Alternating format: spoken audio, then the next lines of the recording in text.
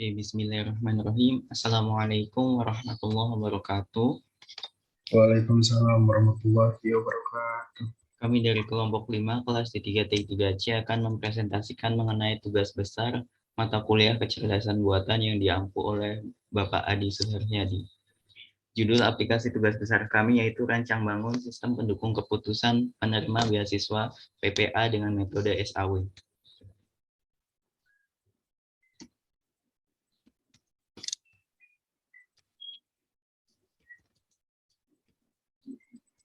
Ini untuk anggota kelompoknya, ada Arul Rahman dengan NIM 1903064, Hamdan Fariski dengan NIM 1903076, dan Rizky Dimas dengan NIM 1903084.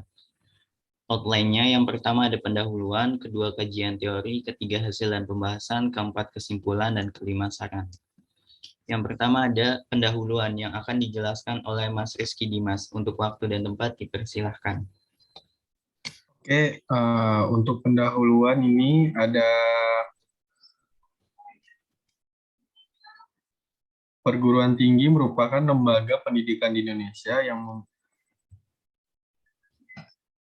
yang mempunyai peran penting dalam mencerdaskan generasi bangsa. Kemudian beasiswa adalah salah satu bentuk upaya dari perguruan tinggi kepada mahasiswa untuk dapat menjunjung pendidikannya. Salah satu beasiswa yang terdapat di perguruan tinggi yaitu beasiswa peningkatan prestasi akademik PPA. Beasiswa PPA adalah beasiswa yang diberikan bagi para mahasiswa yang memiliki prestasi akademik semasa kuliah. Kemudian dalam proses seleksi beasiswa PPA dilakukan menggunakan sistem agar hasilnya lebih akurat sehingga penerima beasiswa merupakan mahasiswa yang benar-benar layak mendapatkannya.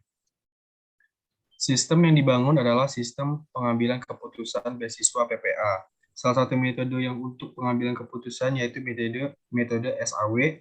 Metode SAW adalah metode pengambilan keputusan dengan menggunakan penjumlahan bobot di setiap atribut. Kemudian ada kajian teori. Kajian teori ini yang pertama adalah fuzzy logik. Nah, studi tentang metode dan prinsip-prinsip pemikiran di mana pemikiran tersebut menghasilkan preposisi yang baru dari proposisi yang lama. Kemudian yang kedua adalah fuzzy multivariate attribute decision making. Nah, sebuah metode yang digunakan untuk mencari alternatif optimal dari sejumlah kriteria tertentu. Kemudian yang ketiga ada simple additive weighted SAW. Konsep dasar metode SAW adalah mencari penjumlah terbobot dari rating kinerja pada setiap alternatif pada semua atribut.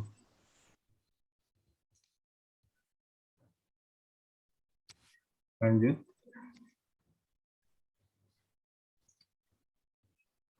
Nah, kemudian yang keempat adalah Laravel, sebuah kerangka kerja berupa kumpulan skrip yang membantu para developer menangani permasalahan yang muncul pada saat melakukan pemrograman. Yang terakhir ada MySQL, program database server yang mampu menerima dan mengirim data dengan sangat cepat, multi-user, serta menggunakan perintah SQL. Oke, selanjutnya ada hasil dan pembahasan.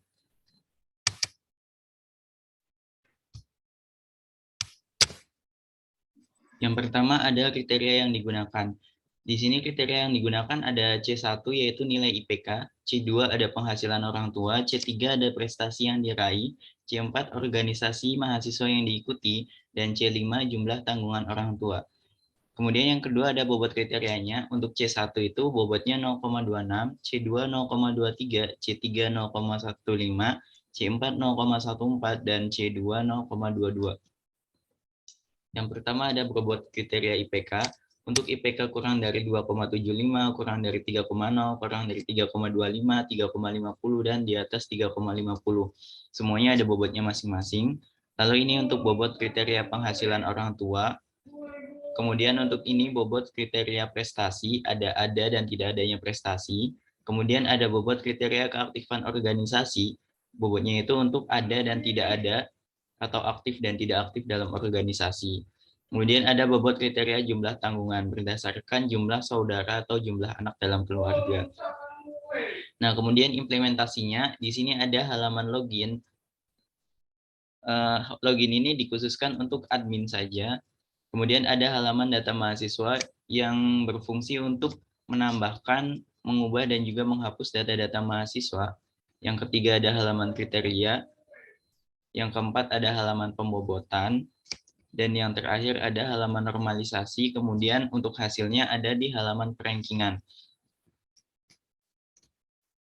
Nah, selanjutnya ada kesimpulan dan saran yang akan dijelaskan oleh Rizky Dimas.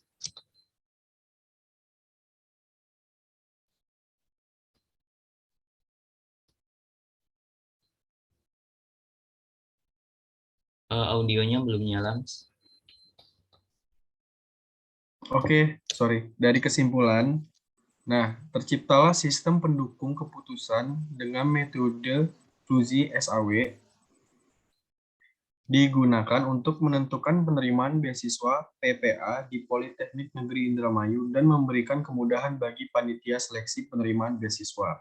SPK ini menentukan penerima beasiswa dengan menentukan urutan prioritas mahasiswa beasiswa PPA. Nilai akhir tertinggi yang diproses oleh SPK merupakan mahasiswa yang direkomendasikan dan layak. Sedangkan mahasiswa dengan nilai akhir terendah merupakan mahasiswa tidak direkomendasikan menerima beasiswa. Nah, kemudian saran. Pada pengembangan selanjutnya, terdapat beberapa saran yang disampaikan penulis, yaitu kriteria beasiswa dan pengolahan bilangan Fuzzy yang dibuat lebih dinamis. Selain itu juga, penulis berharap sistem dapat menggabungkan metode Fuzzy SAW dengan metode lainnya agar hasil seleksi penerimaan beasiswa lebih kompleks dengan kriteria yang lebih banyak juga. Oke, untuk selanjutnya adalah demo aplikasi yang akan didemokan oleh Mas Hamdan Fariski.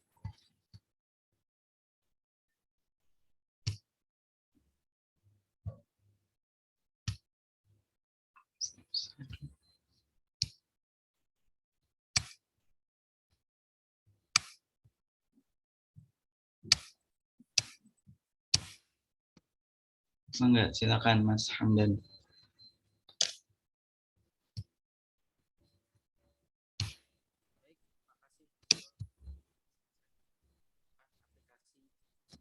Suaranya kecil, Mas. Saya akan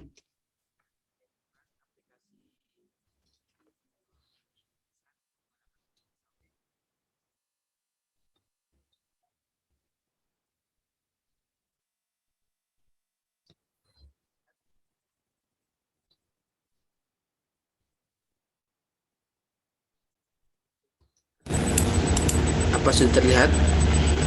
Sudah. Oke. Di sini ada halaman.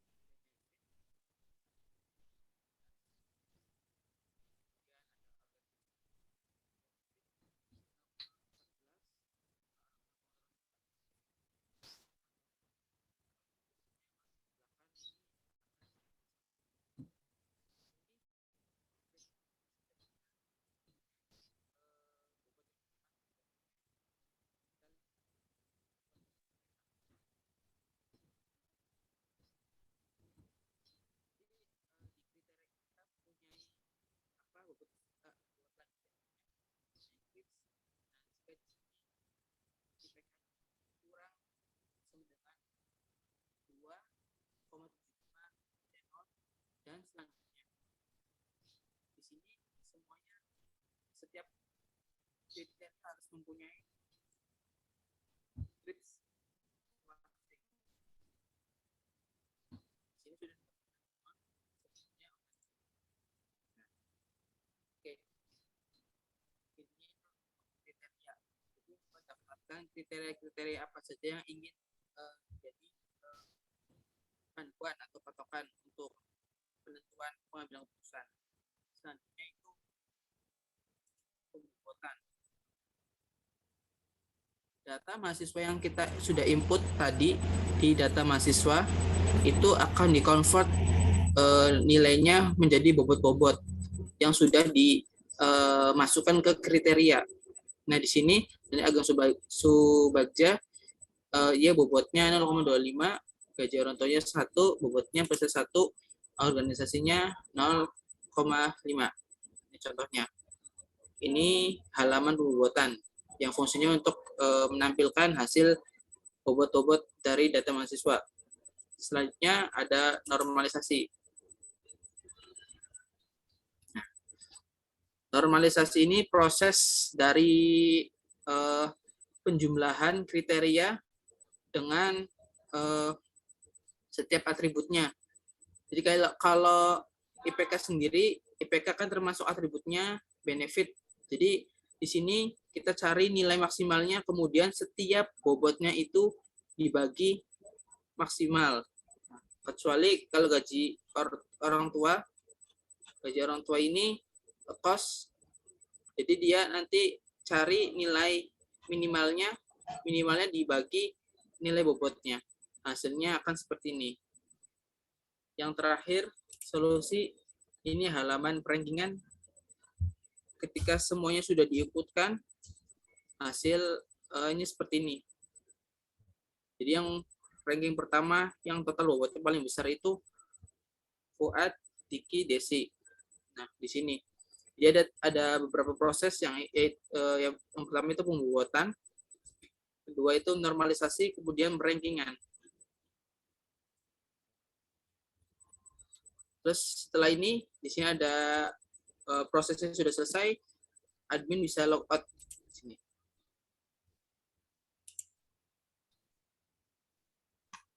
Sudah, mangga. Oke, baik. Terima kasih Mas Hamdan dan Mas Rizky Dimas atas penjelasannya. Oke, mungkin itu saja yang dapat kelompok kami sampaikan, kelompok 5. Kami mohon maaf apabila banyak kekurangan yang telah kami lakukan, baik dari pengucapan atau tingkah laku. Kami mohon maaf. Semoga video ini dapat bermanfaat dan bisa digunakan sebagaimana mestinya. Kami akhiri, wabillahi taufiq wal hidayah. Wassalamualaikum warahmatullahi wabarakatuh. Waalaikumsalam warahmatullahi wabarakatuh.